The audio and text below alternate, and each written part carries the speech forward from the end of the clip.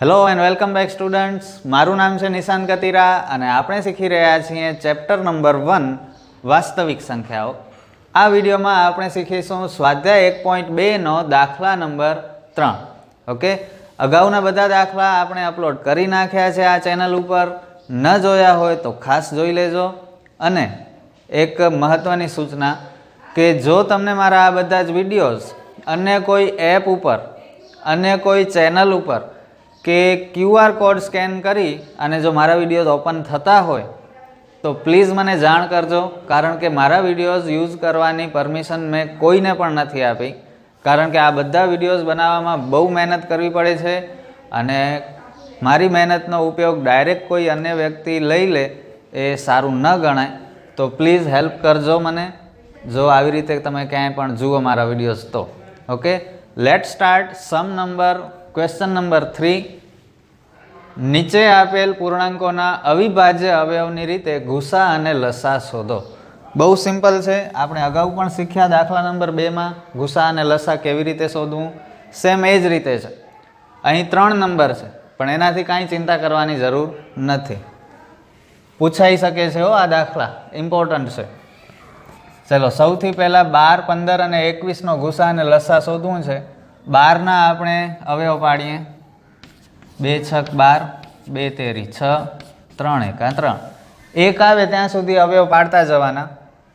એટલે 12 બરાબર 2 કેટલી વખત? 2 વખત, એટલે કે 2નો વર્ગ, અને 3 એક વખત. એવી જ રીતે 15ના ભાગ કરીએ.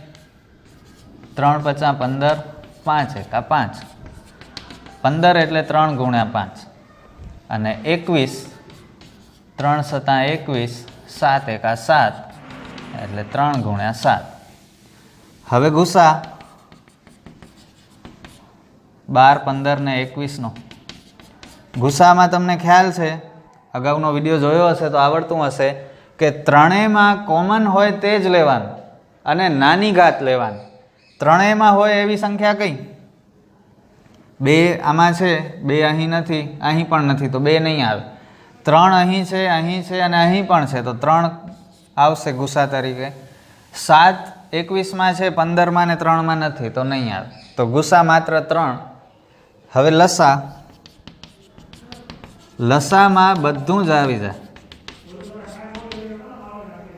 લસામાં બધું જ આવી જાય અને મોટી ઘાત આવે.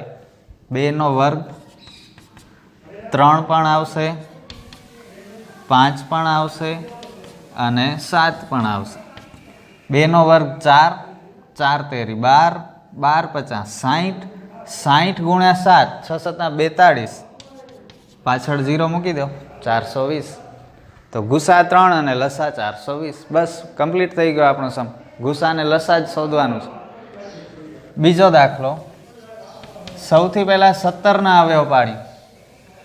17 અવિભાજ્ય સંખ્યા છે એટલે કંઈ ભાગ જ નહીં થાય. 17 એકા 17, એટલે 17 બરાબર 17. ત્યારબાદ 23. 23 પણ અવિભાજ્ય છે. 23 એકા 23, એટલે 23ના પણ કોઈ ભાગ નહીં પડે, 23 જ રહેશે. પાછળ 1 મૂકી દઈએ. ચલો, નહીં લખો તોય ચાલશે. 29 પણ અવિભાજ્ય છે. 29 એકા 29, એટલે 29ના અવયવ પડ્યા 29 પોતે અને 1. હવે ગુસા 17, 23 અને 29. ગુસા એટલે ત્રણેયમાં કોમન હોય એ લઈ લેવાનું. ત્રણેયમાં કોમન 1 છે.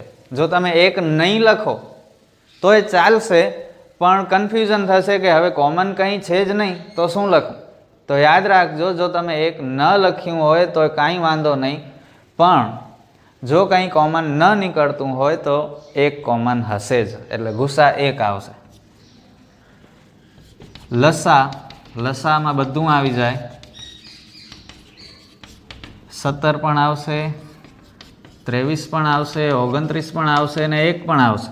1નો ગુણાકારમાં કંઈ મતલબ નથી.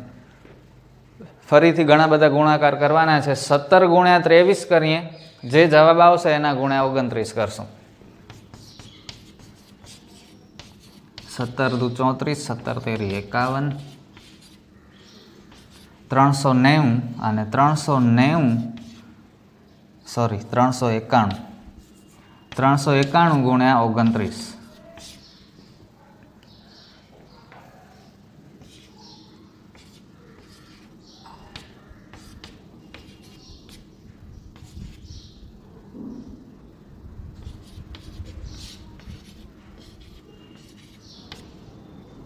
$11,339.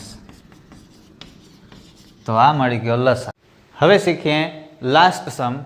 8, 9 અને 25નો ગુસા અને લસા શોધી. સૌથી પહેલાં 8ના ભાગ કરીએ.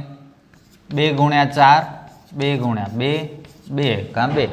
ખ્યાલ પડ્યું? એટલે 8 એટલે 2નો ઘન. 2 3 વખત આવે છે.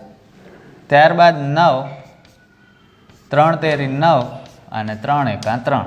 1 આવે ત્યાં સુધી આપણે આગળ વધવાનું. 9 એટલે 3નો વર્ગ. અને ત્યારબાદ 25, 5 ગુણ્યા 5, પાછું 25 અને 5 એકા 5. 25ના ભાગ થયા 5નો વર્ગ. હવે સૌથી પહેલાં ગુસા 8, 9 અને 25નો ગુસા. ગુસા એટલે કોમન. ત્રણેયમાં કોમન શું છે? અહીં 2 છે, 3 છે અને 5 છે. કોમન કંઈ નથી. અને કંઈ પણ કોમન ન હોય તો 1.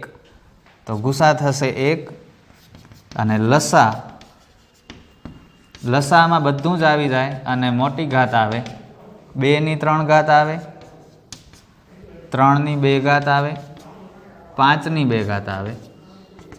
2નો ઘન 8, 3નો વર્ગ 9, 5નો વર્ગ 25. ચલો ગુણાકાર. 25 8, 25 ગુણ્યા 8 200 અને 200 ગુણ્યા 9, 2 9 18. પાછળ 2 0 મૂકી દઈએ. 1800. કેટલું ઇઝીલી થઈ ગયું? માઇન્ડ પાસેથી કામ લેવાનું છે. તમે 8 9 72 કરશો, 72 ગુણ્યા 25 કરશો તો ગુણાકાર કરવું પડશે અને ટાઈમ જશે. ઓકે, પણ એના કરતાં 25 ગુણ્યા 8 પહેલાં કરી લો. 25 8 200. 200 એટલે 2 અત્યારે લ્યો. 2 9 18. પાછળ 200ના 2 મીંડા મૂકી દો. કેટલું ઇઝીલી થઈ ગયું. તો વિદ્યાર્થી મિત્રો, આ વિડીયોમાં માત્ર આ 3 સમ. દાખલા નંબર 4 માટે તમારે નેક્સ્ટ વિડીયો જોવો પડશે. તો મારા વિડીયોઝ જોતા રહ્યો અને શીખતા રહ્યો. ફરી મળીશું નેક્સ્ટ વિડીયોમાં. Thank you.